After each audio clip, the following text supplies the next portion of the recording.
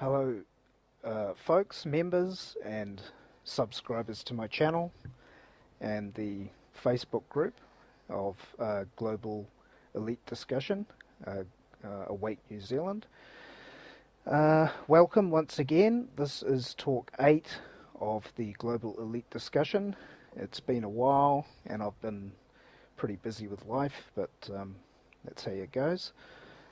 So tonight with me I've got Popeye again. Last time we spoke we were speaking about contracting and the basic things of legalisms and law and things like that in all countries, because generally it's based on the same similar ideas, especially in the West. We've also got Magnum may come in and have a chat too. So hi Pops, how's it going? How you doing, brother? Good here. And Magnum, if you're there, speak up. Otherwise, it's cool. Yeah, he may be muted out. Okay. It sound like Yeah. the background noise. Just muted out for today, guys. Yeah, how's it going? What's up, Magnum? So yeah, it's really great that there's still over 1,000 people operating on the Global Awake group. Thanks for participating and being involved and sticking with things for this long. I'm sure you're all quite frustrated with the situation at hand. Those of you who have broken through the voting game and the stupidity of voting for strangers that work for an operation that most people don't even understand, I think is pretty absurd. So today's talk is going to be called Ponerological Politics, Engineered Polemics. And so both these words are pretty interesting. So Ponerological, I actually got from, there's a book out there called Political Ponerology, and it goes into the techniques of politics at a Machiavellian level, like Niccolo Machiavelli. So it's a more technical look at politics and the psychology of politics. Political ponerology. So ponerology is Greek for evil, and then polemics, or engineered polemics. Or polemics is, if one is a polemist, then they argue a lot. So it's basically under that kind of thing. Polemics is argumentative attacks and the low energy stuff. So, and why did we choose this for this talk? Well, someone had a really good question in the Awake group on Skype, and she said, what would you ask a politician? Just a simple question like that. What would you ask a politician? And so, you know, if you understand how the system works, it's not that simple. You know, what the hell would you ask them? So, and then I thought, is it going to be on TV in the public? Or is it going to be in the private when I'm talking to him, just, you know, in some private room? You know, what is this? So there's one question I'd ask that I think would sum up the whole thing publicly and privately, especially privately, and that is,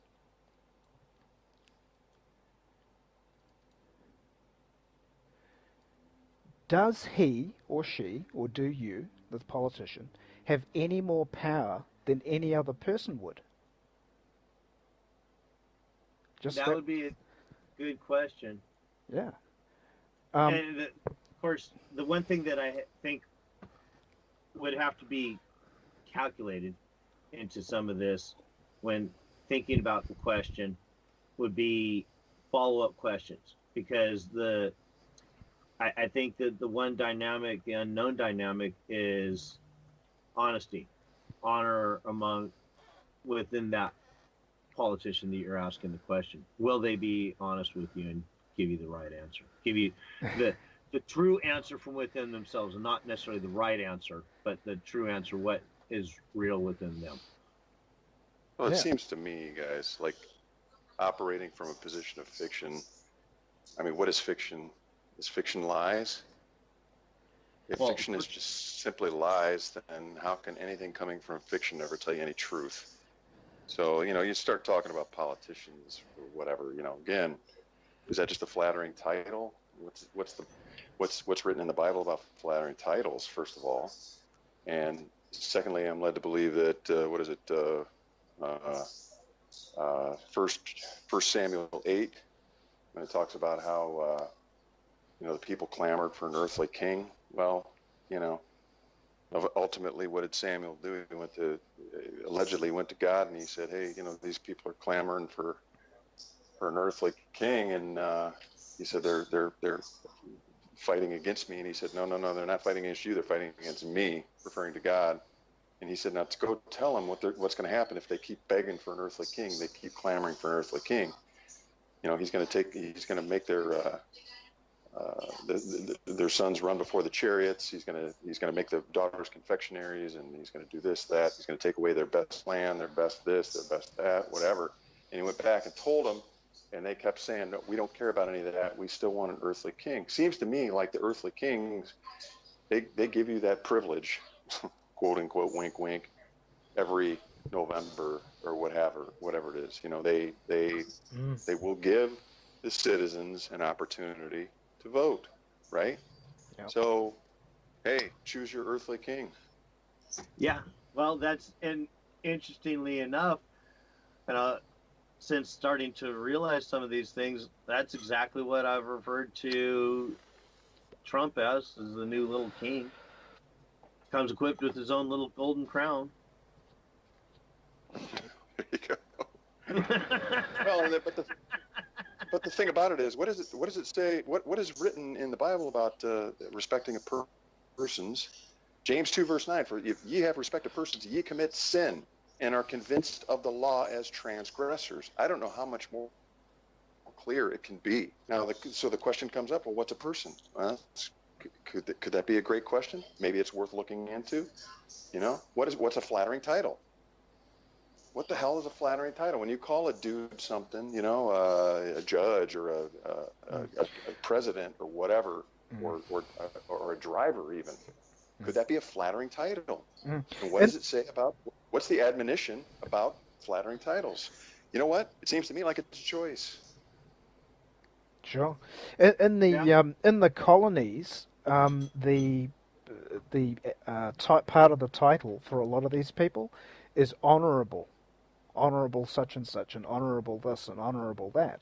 So are they honourable? Really? I mean, just because they got a title of honourable, does that make them honourable? Well, let me ask you this. Interesting part too is, does an honorable person really need to put it out there as the first part of their so-called name? I'm honorable this, I'm honorable that. You guys ever see the movie Son of a Woman? What's that? You ever see the movie Son of a Woman? Yes. Yeah. Okay. Well, there's a court scene in there, or a so-called court scene, right? That's, in my humble estimation, phenomenal. But anyway, in the beginning of it, Al Pacino's character, he says something about swearing in. He said, if this is a court, then there's some people that I'd like to have sworn in. And he said, this is not a court. And he said that there is no swearing in at Baird. We are all on our honor.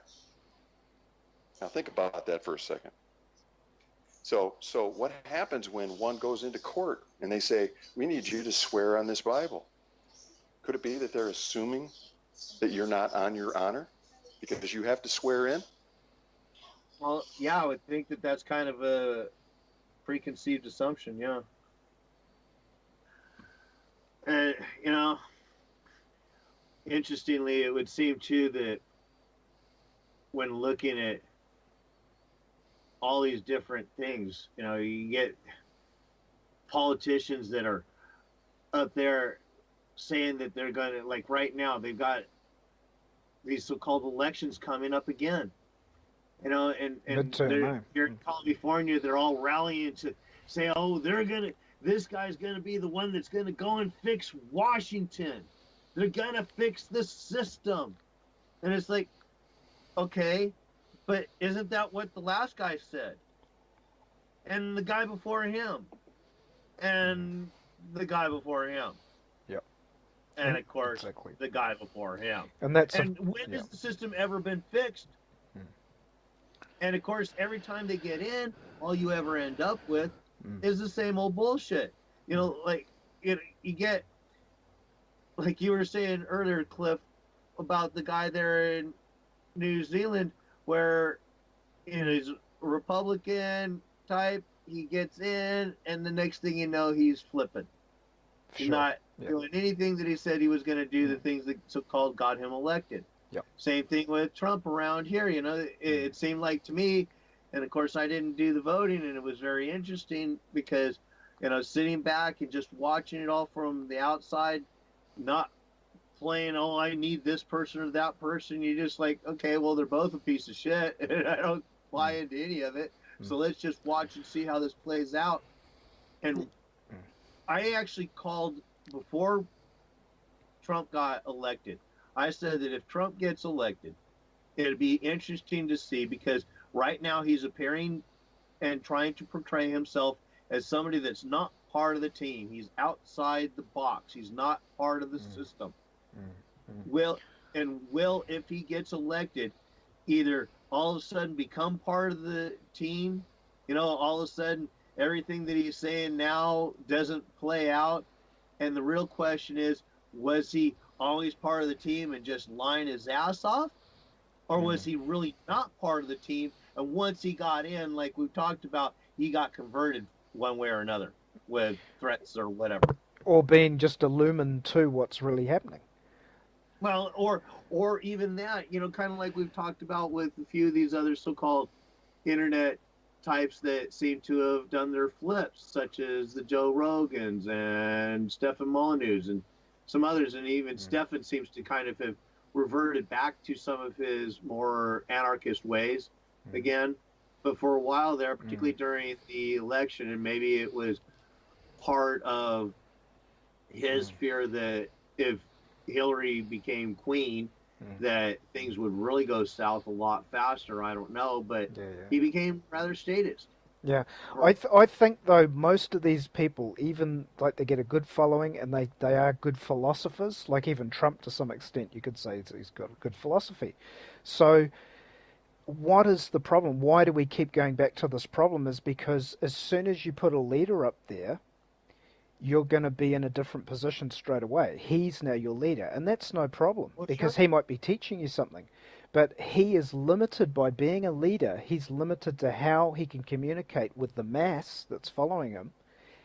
And that's why he's turned to philosophy, which is a good thing, because then he can get to the individual of each person in the following. And that's obviously the sign of a good leader. The true leader, as you've said, a good leader will create more leaders. And that means, again, back to the individual. Yeah. The interesting thing with some of that, and how some of that played out, because one of the ways that he's been doing that is, you know, he's on the Facebook and on the Twitter, and he's posting his own shit. He's doing some of this allegedly himself, which I found really interesting when that one anchor woman, Mika Brzezinski, for the MSNBC got flamed out in one of their live shows about Trump doing that, and she literally made the statement that how bad it was for him to do that, because he's controlling how the people think, and that's our job. Yeah, exactly. Yeah, I was just going to get onto that, because I heard that, the media. It's like, oh shit! Yeah. Somebody needs to shoot that bitch right there in the fucking head. Yeah. I mean, how much control, say, but Trump's a good example, because since we're talking about politicians, Trump's a good example. How much control does he have? Like, another question to him specifically would be, how much control, if any, do you have over the military-industrial complex? And when I say that, I'm talking about a private international corporation that runs many countries, because the media itself is part of the military-industrial complex. And that's what people need to get. The whole media, the radio, anything authorized by government in the media, which is just about everything, is controlled by the military-industrial complex. Even the internet is the military-industrial complex. So the idea of rulership is that you don't scare the sheeple, right? The masses. You have to talk to them in a particular way, and using all the camouflage and everything else, and tweak them bit by bit by bit by bit to accept certain problems which they create, right? Order out of chaos, where we will willingly then get them to come in and help. So this is the big problem: is they keep going, or go back to government when there's a crisis. Now the government is causing the crisis. Or you could say, what is the government? What do you mean by government? Well, you're not doing it. You know, you might be sitting at home, peace, meditating, while the world's blowing up around you. Well, who's blowing up the world? See, who is the true violent people here? Say, and then compare that to Alex Jones. Was he ever truly violent? No, of course he wasn't. He was passionate and all that. So what? Sure. But is he going around blowing up countries and causing major propaganda and hardcore religions and mass murder and poisoning and spraying the skies with chemicals and experiments on the people and running massive think tanks with scientists and shit? You're not doing that. So people need to, and this also takes the burden off the individual, is if you're just the average Joe trying to learn what the fuck's going on, hey, you're the victim here. You are the victim here because you're not running all these operations. But the only thing that the people are guilty of in their ignorance is that they're funding it. Like they'll go and get all the cards and the chipping and all this stuff, which isn't really necessary. Why do we have to go that way? Why not use the logic and just be sensible? A little bit, don't have to be boring, but, just sensibility. Don't use these gimmicks they give us. Try and look at all the gimmickry, if that's a word. Well, the interesting thing is, too, and this is kind of from a couple of different perspectives. I've had many different conversations with so-called cops, police guys wearing uniforms with little shiny badges and calling themselves whatever. And most of them have been, I've been able to get pretty good in-depth conversations and have them come to certain awarenesses along the way. But yet, one conversation that I had with a fellow classmate that was actually at the time in he was going for his criminal justice degree to become a cop. He was actually at the time a soldier. He was in the army. And a conversation got on to the so-called Second Amendment, right to own bear arms, all this stuff. And this guy literally started saying stuff to the effect of how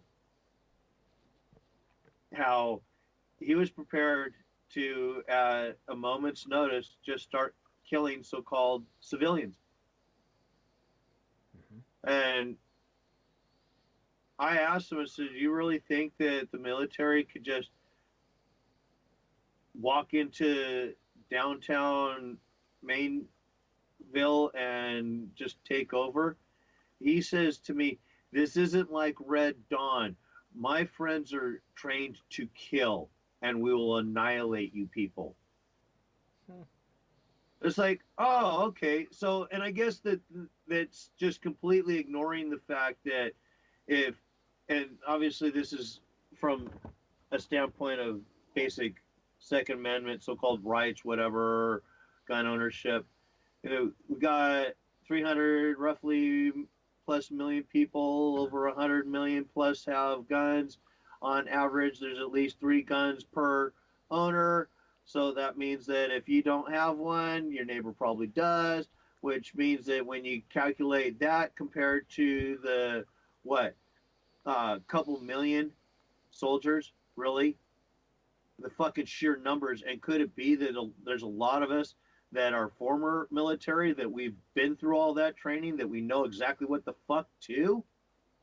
Yeah, but see, check this out, though. Here's part of the issue, as far as I can tell, it seems anyway, is there a difference between a so-called right, wink, wink, and a privilege?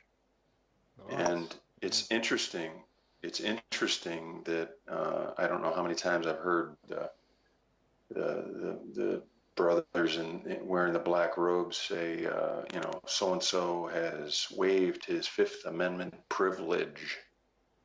All right, because could it be that it's just like George Bush, I'm led to believe, said once upon a time, Constitution's just a goddamn piece of paper, right? Yeah. So you got these people that are running around out there going, oh, my Second Amendment, I have a right to bear arms and blah, blah, blah, blah, blah. Could it be that they're relying on something, they're relying on a fiction, and so then they're going out and they're running with those beliefs, and that, I mean, did you ever see after allegedly Hurricane Katrina? Did you ever see the video where the so-called National Guardsmen, I believe it was, were going around and they were going to the homes and they were confiscating weapons? Did you see this? And there was like a 78-year-old fucking woman in there. And she was like, I'm fine. I don't need your help. I don't want you coming in. I don't need this. I have plenty of food. I have plenty of water. I have my dogs. I have this. I have that. And she showed them her revolver. All right. And she said, she was holding it in her hand like upside down. So it wasn't even as though her finger was even near the trigger or whatever. They jumped her. These guys jumped her. Yeah.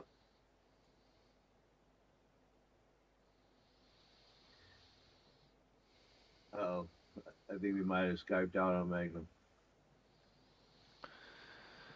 Yeah, well, it's So. I got a phone call, but real quickly, just to finish up, it's like, they just absolutely jumped her, and they took the gun, and so, these people that are depending on this idea that they have certain this, that, and the other thing, could be that it's just simply a claim, and the burden of proof then falls back on them, right? Well, I mean, you want to make the claim. Well, the fact of the matter is that the capstone paper that I wrote was entirely on that. It was based, spun off of Lysander Spooner's The Constitution of No Authority. I just twisted it around to a Constitution of No Obligation. It's the same fucking thing, because of the fact that the guys that originally wrote it, the so-called founding fathers, they never obligated themselves to anything, but yet they walked around and told everybody else that they were obligated to it. Well, the simple question and it's just an idea. When does anybody that's even in a party to a contract have the ability to obligate somebody outside of the contract? The answer is never. Well, and then the next question is, when is a witness to a contract who's not a party to a contract, they just simply witnessed it, which is all the founding fathers are, when can that person ever obligate anybody to that contract? That's a double no, because you can't. You can't if you're a party to it. You certainly can't if you're just a witness. And when you read the last line to that so-called Constitution, it says, in witness hereof, or whatever it says. They were witnesses. They weren't an obligation of shit. Yeah. So but hey, yet everybody believes that it's all about the obligation, and there was never one. Yeah. So question: wouldn't it have been created then as an idea? Like, no one's obligated to use it, but it's an idea that if you choose to use it as a condition to any contract, that the other party to contract with you could agree to obey by its rules. Couldn't that be what it was? Because it is if you read it, it's got a lot of good foundational ideas of what you call equality, what true equality is. So so that would be like, I mean, some people out there have heard of Winston Trout. I mean, if you listen to some of his talks, he would say that, and it works for him anyway, he'd say, okay, Judgy, are you on your oath of office?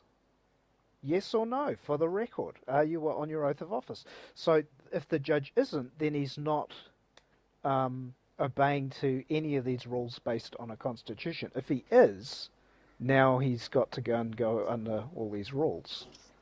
and that Yeah, could but be see, different in each country. But you know what I'm saying? So it doesn't exist until we make it exist. What do you think of that? If you want to Well, use it yeah, as but your that, rule book that the other person agrees to, and you can make a continual record to defend yourself with, a chain of evidence to protect both parties. See, because the whole thing, say, the Constitution is meant to bring equality, right? well, and this is true, and I would have to agree that to a certain extent, if you were able to ask the right questions to back a judge into the corner right and get them locked down, then yeah, you might actually get something from that. Yes. But the problem is this: it's a twofold thing. Number one, in that courtroom, the judge is the law. The judge is whatever. The judge gets to say because I said so, and that's all there is to it. Mm. So when once with that realization and knowing that most of these judges, I'm sure, realize that there's no obligation whatsoever. They know some of these court rulings, such as Pettifor Fade Company v. Mayor and Alderman of City of Savannah, Georgia. They know that the Constitution doesn't have any applicability to any one individual. Nobody as an individual is a party to that contract. Sure. So it doesn't fucking apply. They That's right. know this. Yeah. So They if know you this bring it up straight to out. make an agreement that they want to be under it, then you Right. could do that, right? Well, and the big They don't thing have is to. that they have to keep the illusion. Mm. So there is, and this is the part where if you make it enough of a stink and it's a big enough deal, yeah, you might get something with that because they can't just blow up the whole illusion Yes. with one piddly little case. And Because they need to have a right to exist in logic. well, They sure, need to they have a have right to to. exist. So what's their intent? Is their intent against fundamental rules of commerce? And there's another question. Are your rules in any way against the fundamental rules of commerce? And if he says, well, of course not, then you can say, good. And now we can be in honor then. Now, where's the claimant? Or where's the Right. claim? Or both? Where's the original claimant with the original bona fide claim? And that, I guess, is really the key element is being able to work them into the corner securely enough to where they can't wiggle out because knowing that they don't really have any obligation to anything but the system, and that is to protect the system. And so they have to keep the illusion alive. And if you're ripping the curtain back from the little man behind the curtain so that you really know who the wizard is, they have to protect that. Yep. It would seem to me that, and particularly the judges, this is why I think that the judges have to know what the fuck is going on. Do I have any absolute evidence of that? No. But it would seem to me that when having certain conversations with different people, basic attorneys, even some prosecutors, some may not. But it would seem to me that with looking at the whole thing, it would be almost impossible for the judges to not know some of this stuff and or the whole thing. Like the basic judge school is to essentially say this is how it fucking is. Yep. It's nothing like you thought. Yep. This is what it really is. So do you think, or how much power and weight do you think then or the first question would be, is the court a court of the state in general? Like your average public court, is it a court of the state? Well, I would think that, yeah, I mean, it's, Okay. well, the court itself, the basic idea of the court was still spun from the idea that the king couldn't just chuck somebody in a cage for doing something without having any legitimacy to it and any legitimacy to his claim, okay, and not giving the person a chance to so-called defend themselves. But now it would seem that, yeah, the entire system is a state system. completely. So it It's a could, state court. so it could technically or basically be called a court of the state, right? Mm. So now, Yeah. if you, or say your name, because obviously you can't get registered, they can get your thumbprint, they can get your DNA, etc., and put it in there. But if your name and all that, whatever address, I don't know, but if your name and birth date and all that, your birth certificate, in other words, if your birth certificate details are in the court of the state, then wouldn't they have some kind of jurisdiction on that? Because this has always been my question, because they've got your name, right, and whatever attachments they've got is dependent on how much you give them. But that birth certificate's in the state, and it's in the court records. So they have some kind of power, don't they? So when you turn up there, they're saying, "Are you this thing we have in file? See, is this you?" So if that's the case, how much power? I mean, that in itself should be power in itself. Name the creature, then call the creature, summon it like a demon. Right. Well, interestingly, as far as particularly like with the name and some of these other things, when having a conversation not too long ago with so-called attorney and asking him about the names and stuff, he tried to put it as if the state was attaching it to people, which, to a certain extent, I can see where that mentality has a bit of legitimacy. But in reality, though, the propaganda and the programming gets people to actually claim it themselves, attach it to themselves without realizing what Yep. they're doing. So they must have inherently some kind of power by having that, right?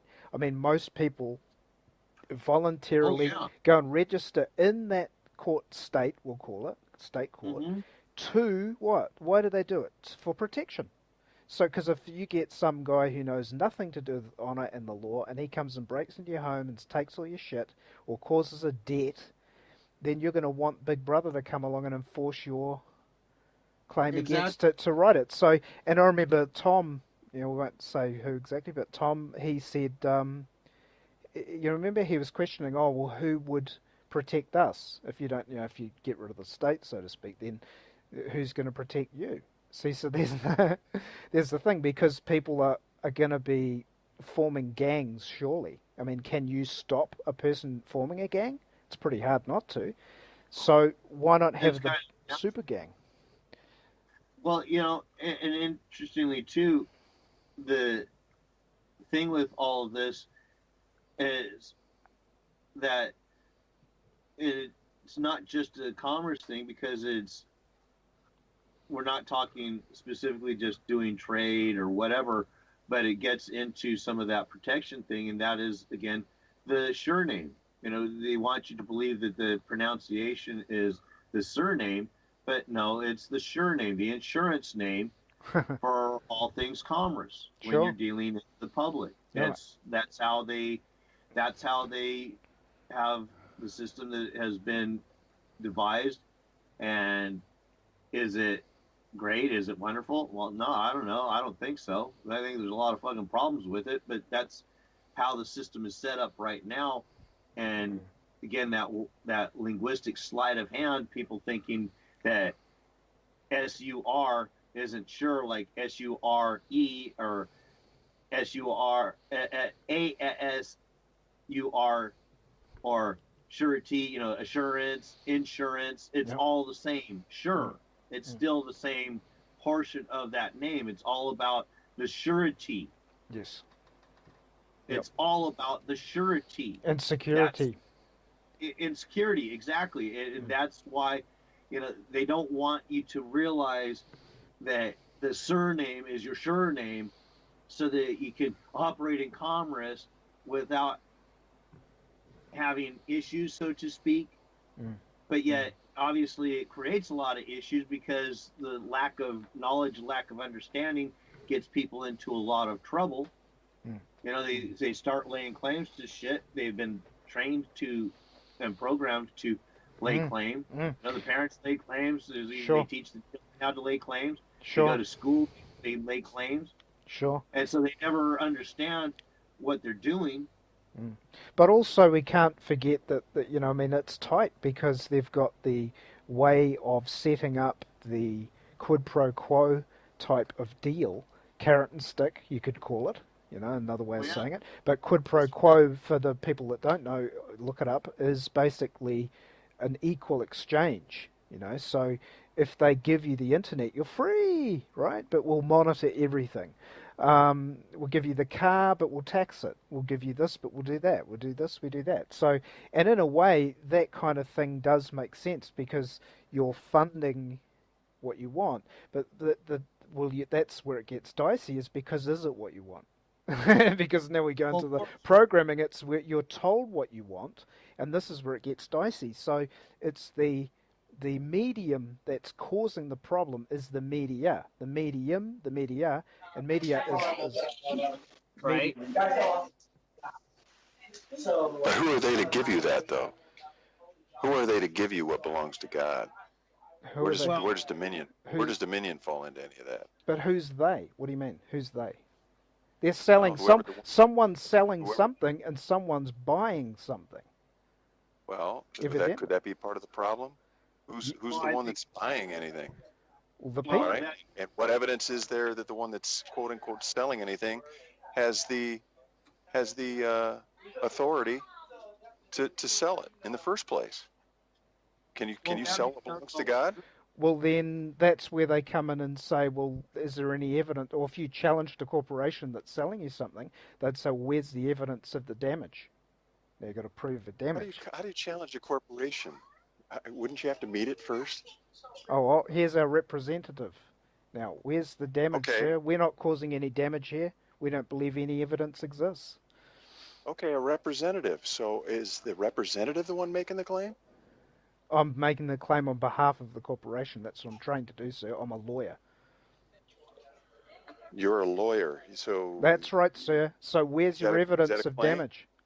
Is that a claim, brother? Yeah, Can you it's a prove claim. that? Yep, here's my documents. Here's my card.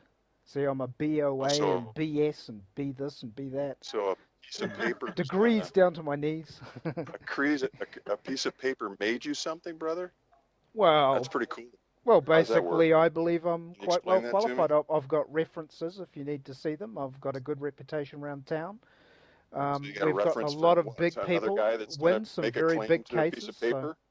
How's that equate to anything? well, I don't know, sir. I don't know what you're talking about. I've just said to you, if you want to buy my services, you can have them. Who What said else do anything you about want, buying sir? Do any you have a services? sir? Do you have a claim against me, sir? Because Sir, wait a minute. Sir, what do you mean? Are you talking to me? oh well, I'm talking to you. Whatever you'd like to be called. Do you have a claim against me? Because I'm busy. A claim? Who said anything about having a claim, brother? Oh well, then okay, I'll be on my way then. I thought you had a claim against this corporation here for damages. Well, No. could it be that the claim was that I had to pay something to somebody? Oh right. Okay. So well, this is the wrong department then. Oops. So, So. okay. Well, You're what's the going right into some department? other areas, What's Like the point, the what point what's is, like the point is, what I was coming in before is like, so like if the corporation's selling something to the people, and the corporation is the government, the government is a corporation, so it's selling you ideas, and people buy them, right? They go and either physically buy them, or they vote for them, or, because Oh yeah. right, a politician is a brand. He's the best lawyer, public relations guy they've got, and he is an expert at selling stuff to the public, and the public can buy it or not. Yep. So there you go. It's that And simple. So it's all public, all propaganda yeah, and of course. public relations, as it's called now. Yeah. But yeah, same thing. He who can sell themselves the best, because that's all they're doing. Of course. Of course. When you realize that all politics isn't about selling whether or not they could fix this issue or fix that issue, because like we talked about, the last 7 guys still hasn't fixed the issue. So it's really not about fixing the issue. We all know that. It's all about, can the next guy in front of you sell him to you? If he can't, you won't vote for him. It's the guy that can sell himself the best to you. And you get these people that literally say, well, I'm going to vote for the lesser of the two evils. Could it be you're still voting for fucking evil, asshole? Yeah, but then the other thing of why it continues is because it's based under utility. A lot of stuff is put into utility, so the people will vote for a leader of the utility. You could call it that. Even Well, the sure. Fabian Society, the Fabian Society is founded on utilitarianism. It's a whole thing in itself on utility. So, Well, and what that basically is control of things that you need. well, You need it, so also, we'll control them. it would seem too, and of course, this is So, from the perspective of particularly here in the California area, and conversations with many different people that a lot of them see the issue for, I believe, what it really is. And then there's a lot of people that just want to completely deny that this exists. And I think one of the biggest problems here, what we're talking about, is the emasculation that is continually going on. And particularly on not just the political front, but the social front. How men, particularly strong-minded men willing to step up, speak out, say it like it is, are ostracized, they're beat down, they're villainized in many ways. If you are even willing to stand up and call it like it is, you're a bad person. And that's just leaning toward hate speech. If well, you're yeah. if you're a yeah. I was just going to say, and with that, because it's such a emasculation and such a growth in this so-called feminist type of mindset, that, and I've heard men say this, that they self-censor now. They're afraid of saying what they really think for fear of being, starting a bunch of a war, and instead of just having a conversation, because things have got, and particularly certain women are very much militant and very warlike now, that you can't say anything contrary to what they think, because that just sets them off. So you get then these men that won't say anything, they can't say anything, and sometimes then they'll even go so far as to even vote more like women.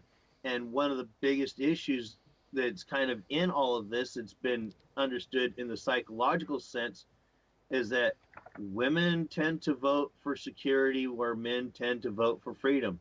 Yep. And if you can emasculate a society, it'll go for security, which means that they're wanting more government, they're wanting more control, they're wanting somebody to take care of them. Yep. And then the old formula for getting that over the people, the cycle of this technique, you could say, is obvious.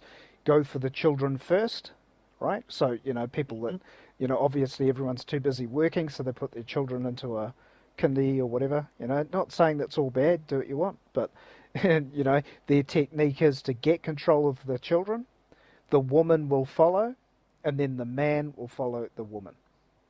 So and then the security thing's tied up with the woman too. See, so the man is even though he's strong, he's got that, you could say, natural obligation built in. So that'll be being used on him too.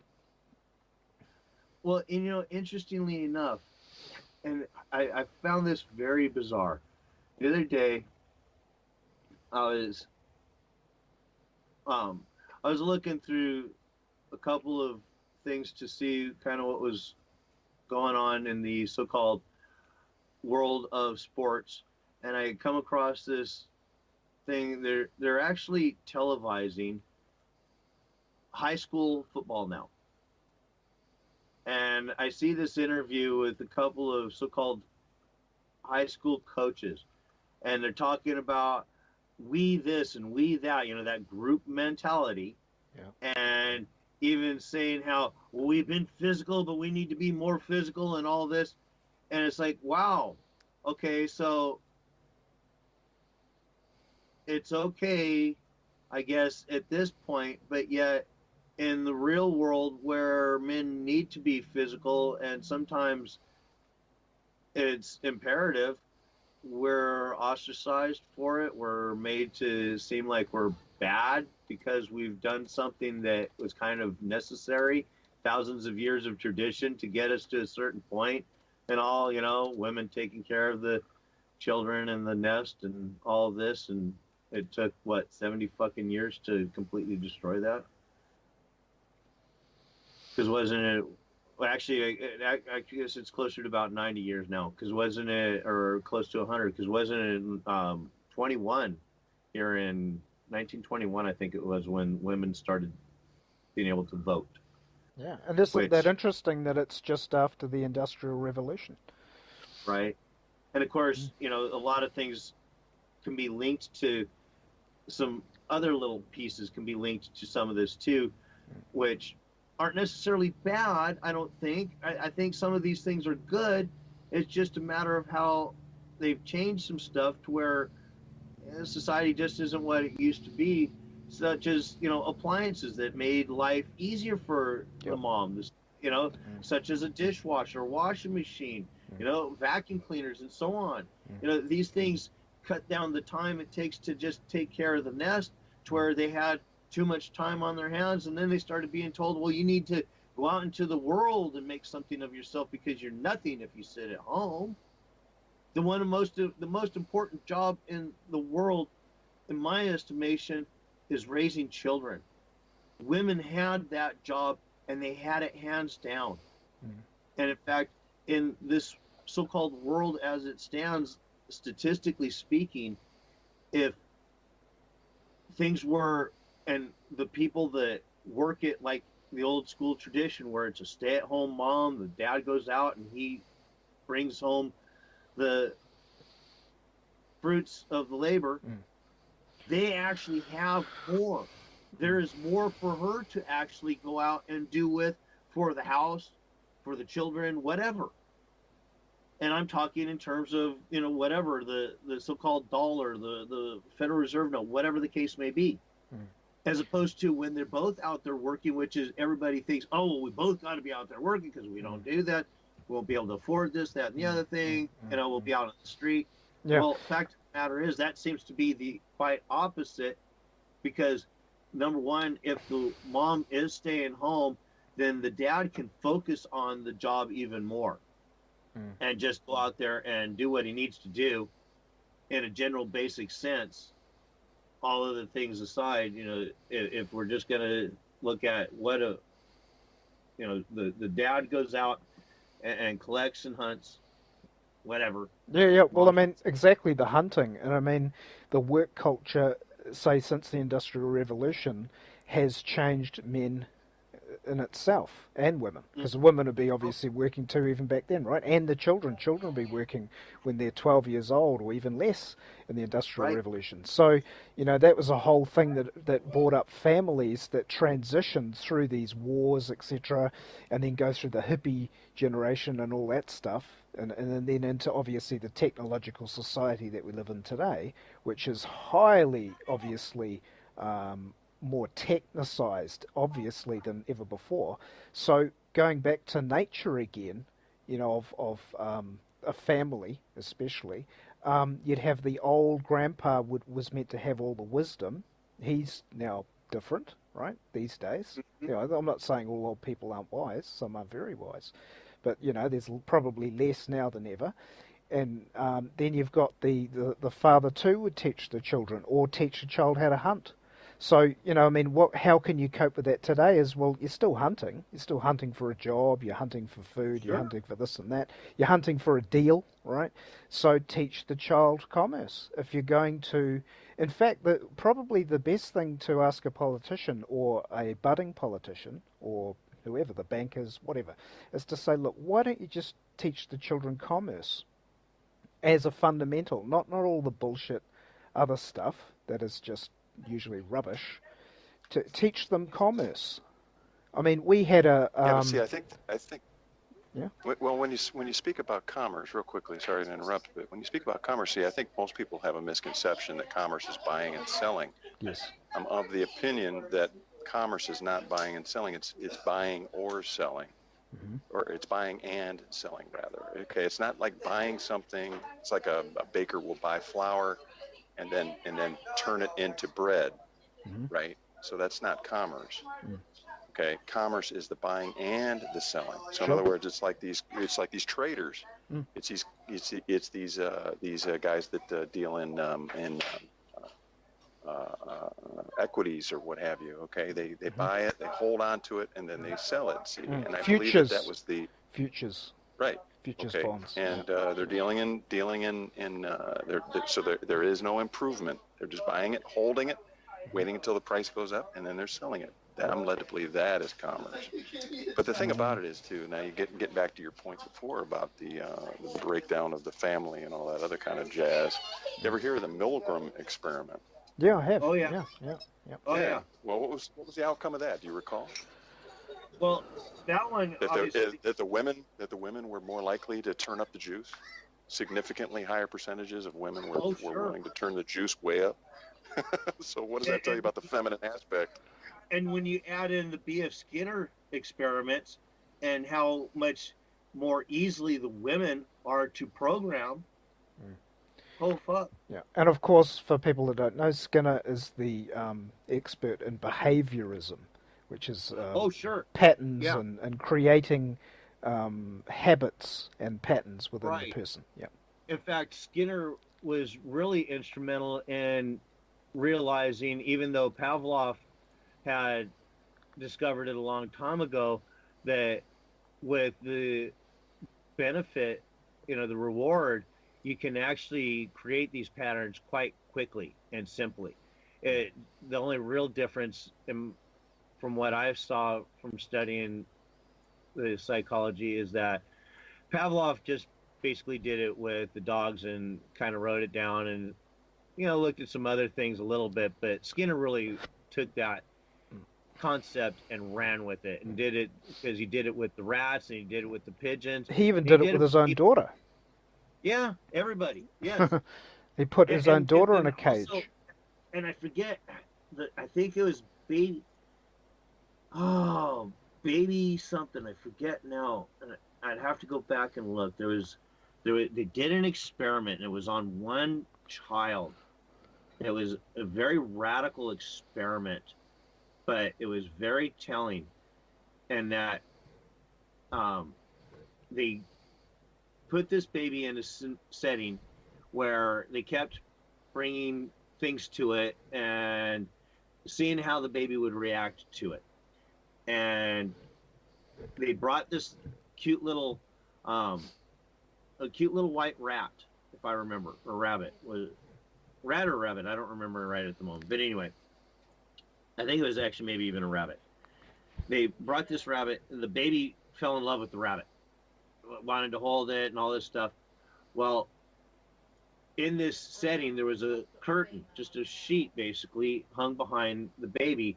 And the doctor, the psychologist, started taking a couple of pipes, just like old water pipes, and banging them together every time the baby got near the rabbit and started scaring the baby to the point where the baby literally, if anything reminded the baby of the rabbit, the baby would start crying.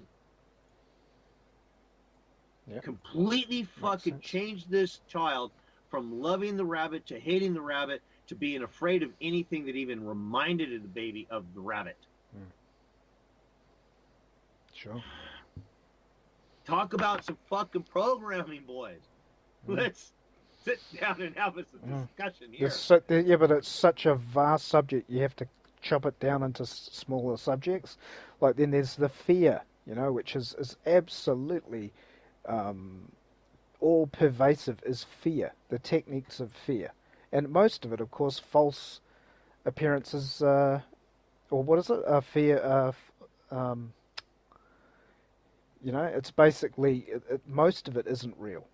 You know, there are things to be fearful of course. False evidence appearing real. Yeah, false evidence appearing real. Yeah. So, obviously, you can't throw the baby out with the bathwater because fear is a survival mechanism. It should be, you know, if you went one way of saying, well, I shouldn't have fear, then that's what they want. They'll drug you. They'll drug the fear out of existence. Now no one's in fear anymore, and you'll go along with it. So you shouldn't get rid of fear because you need it. But there's a time and a place, and they're creating fears that are just irrational. And again, Sure. that's obviously the media, right? I mean, we post a lot of media stuff, and most of it's rubbish. But of course, I post a lot of media because it's still what most people are looking at. They're looking at what happened. They're looking at, say, Alex Jones getting kicked off YouTube, and that's a fact. That happened. But is it really relevant to you? Well, depends on if you've got a YouTube channel. And I mean, one day I might be gone. So some of these things are still real. There's a bit of fear there, but it's not like it shouldn't be a fearful thing of no hope. There's always hope. There's always hope to be found in some of these situations. You can overcome things that you think you may not ever be able to do. We know this. A lot of people have pushed boundaries. Right. So, but it's just that you won't see many of these important discoveries in the mainstream media. So people have to, and most people do, of course, when they're getting into these channels, they get into this group, they'll want the truth. They get to a point, and I'm still like it. You get out there and you go, oh, I'm like in this desert trying to find truth on some subject matter that pretty well you're not really going to get a hell of a lot on it. So by realizing that is enough for a lot of people that want to know things to claw their way into trying to find the truth, regardless of if it's hard to find. Right. And you do find it, right? I mean, we've found a lot of things where you can go and test them in the environment, and you'll find that these things work. If you ask questions, you'll get responses. If you don't ask questions, you won't ever get any clarity. So, that's the only thing we can keep doing is questioning. And don't be afraid to get in too deep sometimes, because then you can expand, and then when you get together with your groups and everything, you can then talk at a deeper level. And hopefully every time you can push the boundaries of the thinking, because it's all thinking, But if we don't know what we're dealing with, we can't move forward because we don't know how it's set up. And of course, that in itself is a huge job. So people think again, why do you do what you do? Why do you look at all this stuff? Why should I look at all these things? Because you will get insight. You'll get insight. There's no doubt about it. But it's not that simple, because the people are just as complicit as the masters. The master-slave relationship is complicit. It's like narcissist, another subject that comes up a lot is narcissism and codependency, which is very much like the system that the people are living in, where you get a gaslighting, which is propaganda, you get the manipulation, which is technique, you get the fear, which creates a codependent, and then you'll get the poor codependent en masse victims, right? Oh, no, what are we going to do? And we'll help you. Typical narcissist thing, And so the other frustrating thing for people like myself, researching history, this thing has gone on and on over and over again. Even Plato talked about the problems of our commercial system, you could say, because that's all it is. Civilization is a commercial system. So, and we're going back to commerce. When I think of commerce, it's way deeper than just even buying and selling. But buying and selling is still the essence of commerce. So you've got two sides. You've got debt and credit. That's commerce. So again, you've got a division. You've got two opposites. So that is straight away on the face of it, you can tell that commerce is a deep subject because it's the play of opposites. Well, and commerce also encompasses, and my first thought when I think commerce is trade. Yep. I don't necessarily think buy and sell as much as, because as even the contractor, I did do an awful lot for the so-called FRNs. There were many times when I worked it out in trade. I'd do something for you, you do something for me. I didn't, like you and I have talked about many times, Cliff, money is what two parties agree it is. Yeah, money is, and a classic example. Most people go, "What? What do you mean? That sounds ridiculous." No, it's not, because if you go and get some apples and another guy's got oranges, and you want some oranges, he wants some apples, that's your money. I'll give you three Yeah. apples, you give me three oranges. Is that an agreement? Yeah, okay. Or we better fulfill the agreement. And that was the money. That was the money that created the transaction. And then you can also see that by every transaction of agreement in business, you zero the account. There's no debtor, there's no creditor left. This whole thing of discharge, you know how they say these days we can't pay a debt. It can only be discharged. That's another little topic that we won't go into tonight. But there's a very, very subtle play happening there, and it's to do with the public record. That's what's causing that. So if we're in nature and we both swap apples and oranges, and we both agree on how many each, then we have discharged the debt, but we've paid the debt. But now go back to discharge. Well, discharge is to fire it off into the future for payment. It's not actually paid for. Right. So that's the subtlety of discharge. So back to the wild again, apples and oranges. Well, if we trade them, we've paid the debt. There's no accounting. But if we go and do it in the modern world with the fiat currency, we are discharging the debt. Why? Because there's still an account. Yeah. There's this account thing. It just stays there. And real quick, I posted in the chat box, it was little Albert, that experiment that I was talking about with the baby. And this is where they started pulling some of the most empirical evidence of the term known as classic conditioning. In fact, it was so disturbing to people when they realized what had been done to this baby that it was decided that no longer will experiments like this be done. But it is probably the most powerful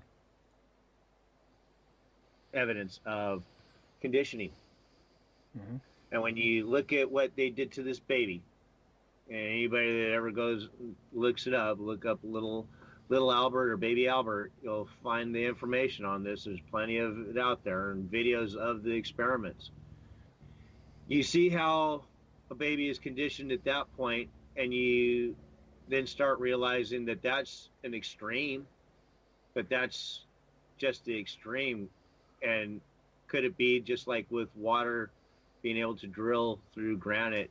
It doesn't take an extreme to really get the job done. That just one slow drip at a time can fucking do it over time. And subtly, so the person doesn't even know it's happening. Yeah, it has to be subtle. And that's why it's noticeable by the victims themselves. Yeah, and it's usually, you'll find that the subtlety is a presumption played on your mind. It's a presumption. They'll say, but they'll presume that you agreed to it. They'll pre-agree for you. And a classic one is you go and look in any media article these days, especially political, and they'll come up with, we agree with this, and we agree with that, and we all know we agree, and this and that, and this is rife in all countries. Nobody agreed to anything. Who really agreed? Where's the poll? And then, they did a poll. Well, a poll doesn't mean much. It could be manipulated. So, who really agreed? Did you agree? So you'll never be able to trust these polls, really, anyway, even if it was back in the Middle Ages. Even if they didn't have Interpol or whatever, or their polling system. I remember seeing something the other day. I don't remember what the actual news article was, the topic of this specific piece. But the news reporter said something about America, a nation that doesn't take this kind of thing or something. It's like, really? When did anybody ever come and talk to any of us? And I don't believe that we ever decided collectively that this is all how we fucking think and feel. Yeah, like US approves and supports paying $10 million to Saudi Arabia. Saudi Arabia's arms deal. But they approve of that. America approves of that. Yeah, where's the evidence that Yeah. any of us approved of that? Yeah, and who's saying it? See, there's the other thing. Who is saying it? This repetition of anonymous authority, I like to call it, where they just start spouting out predictable things. It's like, who's saying Well, this? yeah. Again, Obviously, this someone's gets getting paid to type it, but who is saying it? See, Right. who's making these decisions on behalf of us that they're forcing us to pay for? Well, that's part of that. Wait a minute. Time out. They're forcing, or Well, they're trying to. Yeah. Well, most people admit that they're citizens. Yeah, true. Yeah. Well, If you're going to ask people, what are they a citizen? Are you an American? Are you this? Are you that? What are most people going to say? All right. So what's the definition of citizen? I'm led to believe that Black's Law 6, I believe it is, one definition of citizen is one who submits to the dominion of government. Sure. But if you weren't a citizen, but just going back to that, and I've thought about this, if you weren't a citizen, if you go, no, I'm not a citizen, or why are you trying to degrade me? Then they'll say, okay, so you're not a citizen. All right, that's cool. Well, you're in our then they'll start with the map for the reality and say, you're in our jurisdiction. When in Rome, do as the Romans do. Haven't you heard that saying? See, so they're going to push the collective idea that you're on our land and we're here to defend it, and the people pay us guards to guard it from you, who's now a foreigner because you're not a citizen. See, so now you ought to be inspected. So you go one way, you go the other. Yeah. So one make the claim? Exactly. You're going back to the essence again of claims, which is good. But what I'm saying is that when people get into this and they start learning it, they'll find that both ways can work and some ways can't work. Like some people in the past have claimed, yeah, I'm a citizen, and they know the legalities to get protection as the citizen to leave them alone. Then there's others that don't do that, and they're a foreigner, and they're not a citizen, and then they can, you know what I mean? There's a lot of ways that people have found that of how the system works too. You can do both ways.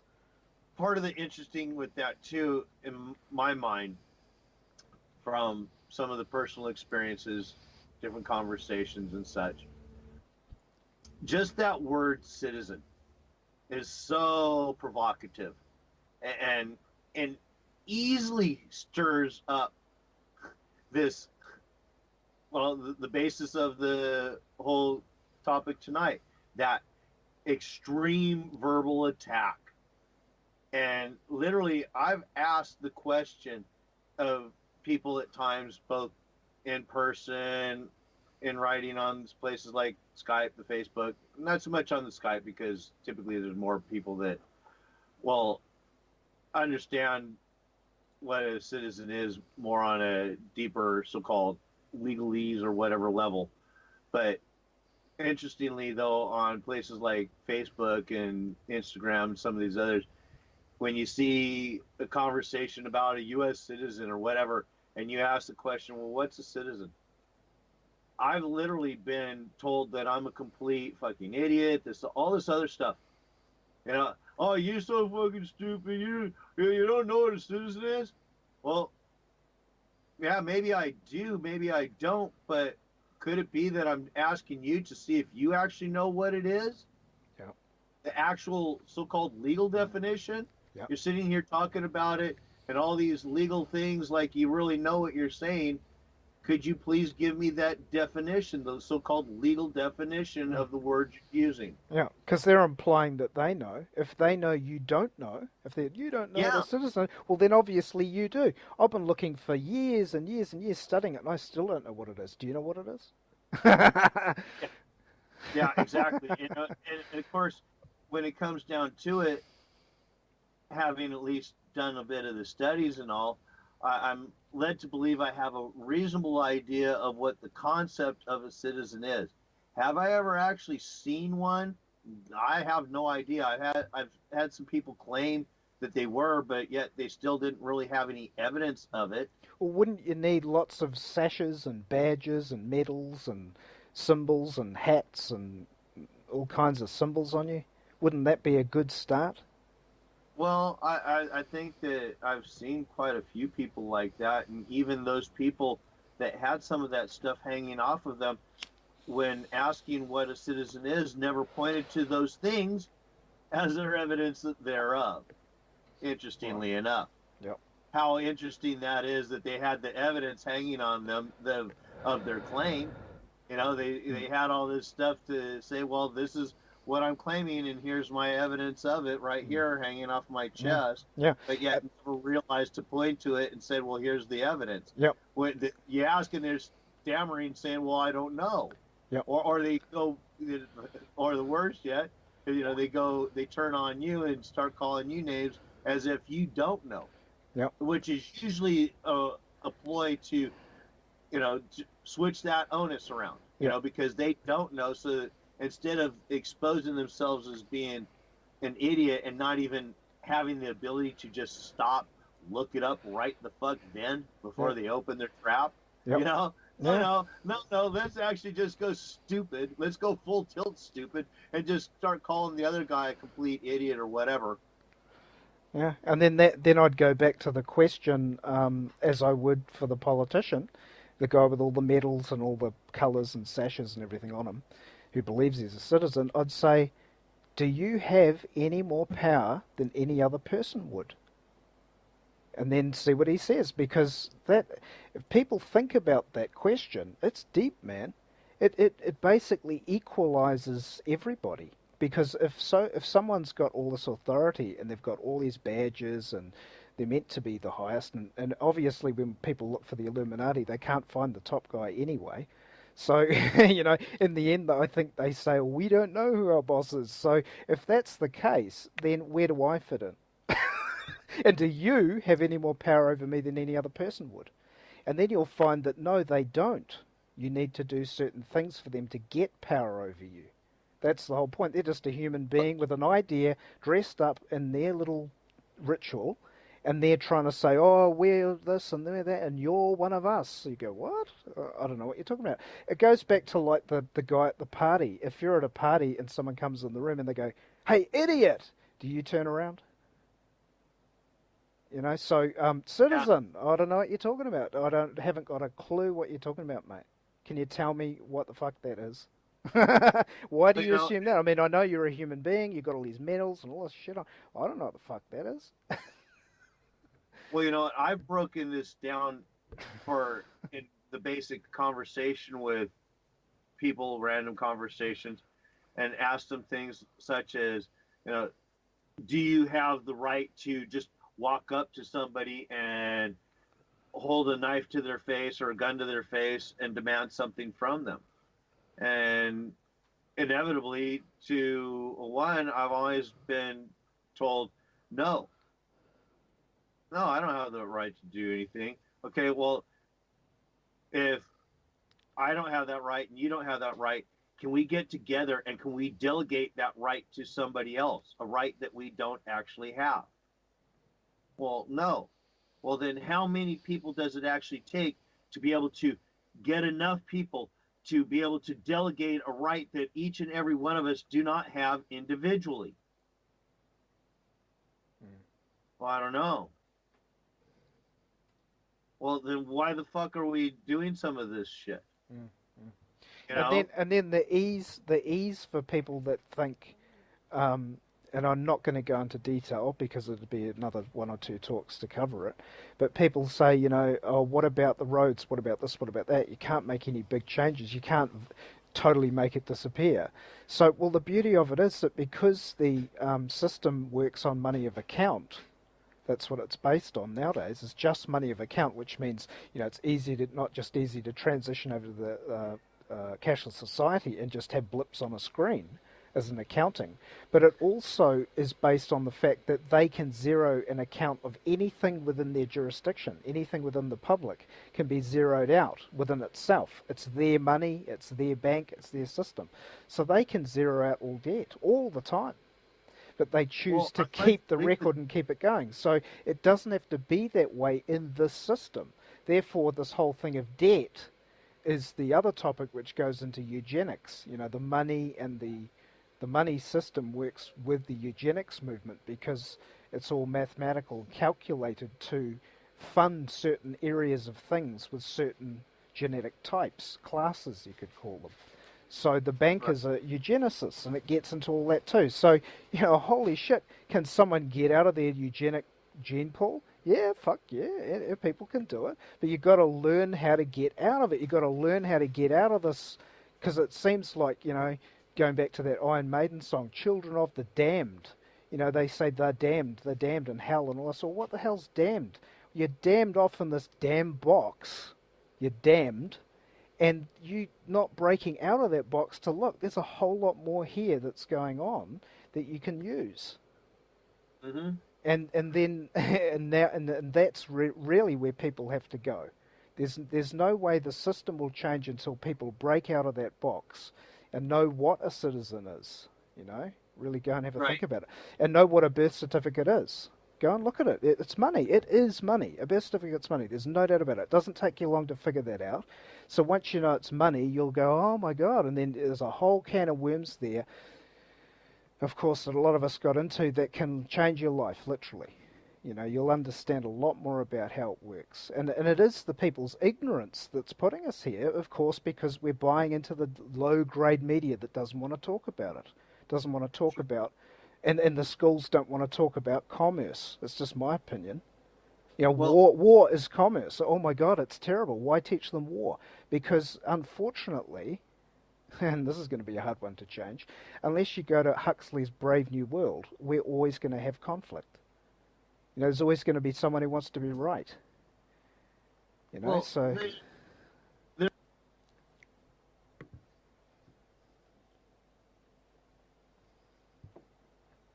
I think you've cut out, Popeye.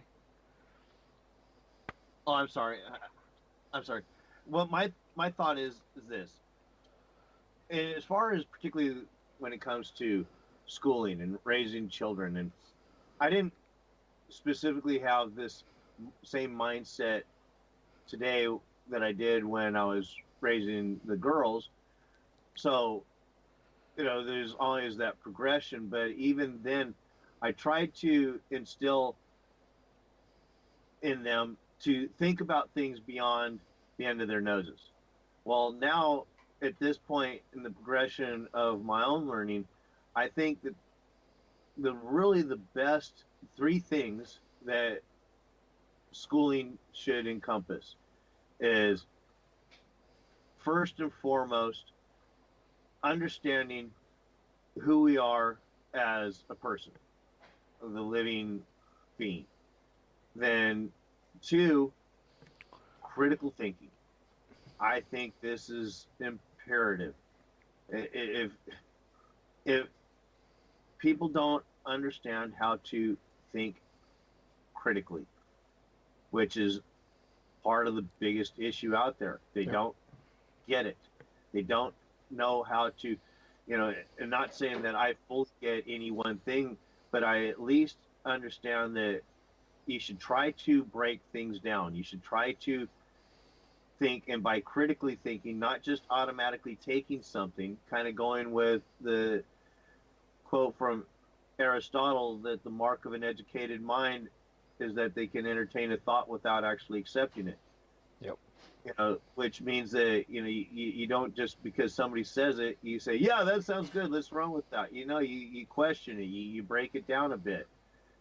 Like somebody, yeah. And in fact, part of my whole thing is trying to figure out how to question things down to the smallest particle at times.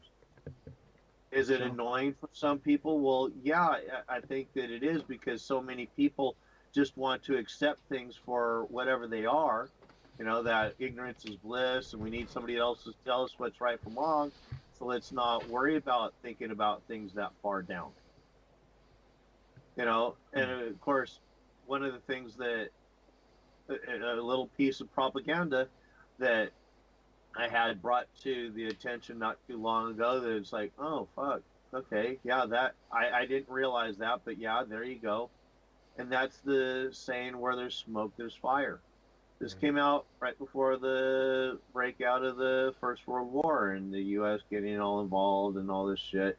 Right after the Lusitania was sunk, the basic news headlines and or the reoccurring theme was where there's smoke there's fire, where there's smoke there's fire, where there's smoke there's fire, to say that because the Lusitania had been sunk that the Germans must have done it, so we need to go to war against these guys. Well, fact of the matter is, on many levels, it obviously got a mass society behind a war effort to go and attack somebody that have a fucking thing to do with it. Yep. But two, it also got people to start thinking about things that aren't actually true. When you ask somebody, is it really true that where there's smoke, there's fire? And so many people will say, yeah. But the fact that there is, it's not true, because there's many opportunities where there's smoke and there's not a fire. Sure. Yep, and they're both probably forms of propaganda. And there's some really good World War II and World War One documentaries out there that are in the public, just in Google even. And if you go and look at, try and get the more black and white, legitimate footage type material of World War II and World War One, because really they called that back then apocalypse as well. And apocalypse, as we know, means removal of the mask. So if you're removing the mask, there's truth. So it's revealing the brutality of commerce, because war is commerce. But not only that, but you'll see in these documentaries, if you look at it with an eye to conspiracy, you'll see it. It's there everywhere, absolutely everywhere. I've seen so much of it in just looking at documentaries. You just think, there it is. They've just told you what happened. And that's legitimate history, and it's absolutely conspiratorial. So people that do not believe in conspiracy at a big level have simply done no research in history. So that they need to just do some research in history with an eye to conspiracy, and then they'll see, of course it is, because if you're running a business, you're conspiring. If you're a big business, you're conspiring all the time, and we know that. So how big do you want your business? I mean, these guys have got a business that owns countries and aircraft carriers and nuclear weapons. So, that's what you're up against. Real question there is really, what's the difference between conspiring and a strategy? And the answer is not a fucking thing. Yeah, same shit. Not a fucking thing. It's the same damn thing. Yep. And oh, I'm sorry, go ahead. I was going to say we should wrap up because time's ticking on, and we don't want to do them too long. So. Yeah. So, but I was just going to add to that real quick that, particularly with the idea of war and war being commerce. Well, yeah, particularly when you look at most every war has never been about what the masses have been told. Sure. Most every war has been about money or property. Kind of, you're right. Control of, a lot of times it's been control of this resources. Stuff called gold. Resources, right? And so it really comes down to when you start realizing that so much of this stuff has been not what people think. And like you said, the only way to really know some of this is to start studying it. And of course, in my estimation, one of the best ways to cut through a lot of fat and start really realizing how much the masses have been mind controlled, just start reading some of the works of Bernays. Sure. It cuts out so much, and it goes straight to the bone, in my estimation, because you start realizing that Bernays was so instrumental in even the First and Second World War advertisement campaign, the propaganda. And even back then, he said in several of his writings that propaganda was the word used, and it was a good thing for a while. But then, particularly during this, I believe it was during the Second World War, that it had gotten so used and started to get such a negative connotation that after the war, to continue the same thing but just get people to think that it was something different, he coined the phrase public relations. Yeah, I mean, it's just an idea. If you look up propagate, propagate is where it comes from, the word propaganda. So it's propagate, is spread and promote an idea or theory. So it's not always bad, but the point being is that there, and the other thing obviously people need to look at is that there are actually techniques that are morally bad, like, you know, all the bad feelings we get with doing certain things. You think, oh, I don't know why everyone's doing it, but we do it. So that's obviously brainwashing, but it's also it's, you can't get a handle of what's wrong with it. You know, that's why you can't control it. If you could handle the wrong thing about it, you could pull it out and we could all look at it. So we need to find the techniques of looking, like you said before, critically thinking, to find out the cancer or poison in the message of being propagated. Exactly. And so the propagation, of course, if you want to cut to the chase, people out there that are new to this, is of course cultural Marxism. You know, that'll lay a good foundation. And a lot of people in Awake Group, from what I've heard, are a little bit alien to that. And I've posted a lot of stuff on there that is, you know, goes to the Frankfurt School and the key people that took it to America and Hollywood, etc. So it's easy to find the threads when you've got them. You know, it's, and so go and look up cultural Marxism and the Frankfurt School. And the Frankfurt School, simple. And then you'll be up to speed with what the technique is on what's happening, and then you can see if you are going to vote, you'll start to look for those traits of what you do want to get away from the thing that's destroying society. You know, so that's as simple as that. It really is. And you'll find that nobody in office, so to speak, will be even mentioning it. they never, like, especially over here in New Zealand, nobody's talking about these subjects. Simple as that. Very few people. And definitely no politicians, or definitely not in the public. So, well, I would have to think that, because just like with a few other things I've seen where it would seem that based on reactions and responses that politicians, judges, and so on, cops are having these conversations in their own so-called groups or whatever, and starting to realize that things are happening. You know, just like I mentioned before, when I've had cops ask me, "Are you a sovereign citizen?" And of course, my response is, "What's that?" I don't buy into it. I don't automatically agree that I even know what one is, much less that whatever I might think it is and they're thinking it is the same damn thing. Yeah, much less take claim to even being one. Yeah, and I mean, you and I know that there is, even in their world, just with a little brief research, is more than one type of citizen anyway. So, you know, anyone with even a little bit of knowledge will know that to question the citizen theory anyway is legitimate, because there's many types of citizen. So you could be specific. What sort of citizen are you talking about, and what do you mean by citizen? What is your understanding of citizen? You know, so you imagine even spending 2 weeks to a month studying citizenship and the different types of citizens, and you go out there and someone calls you a citizen, man, you're going to definitely have something to play with, because you'll know all about what it is. And you can basically say, well, if you're going to pull me into this particular capacity, that's always the word, capacity of citizen, then why would I want to do that when I'm giving up all these rights that I already have? And why would I want to do that? You know, I can be a citizen here and I won't have those problems. So can you show me why I need to go into this capacity, citizen? You know, there's another example. But anyway, we should wrap it up. And it's been really good tonight. I think it's cool. And thanks, Magnum, for hanging out and putting 10 cents in here now and again as well. It's great.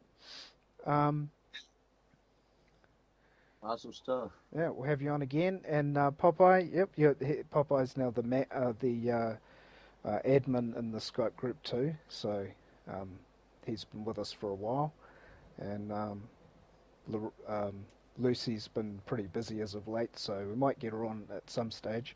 So we'll see you next time. It'll be Talk 8, and Feel free to comment and ask questions as to another show would be really good. It can be on just about anything to do with my channel we can get into. So good luck out there. Yeah, thanks for having me on, Cliff. Yeah, thanks. Thanks again. Maybe if you want to come on by yourself, Magnum, with me, I don't mind. Okay, we'll wrap it up. Thanks, everyone. Cool. Please subscribe and send it to people that will accept this sort of thing and get into it or want it. Otherwise, good luck. Sounds good. Good night, all.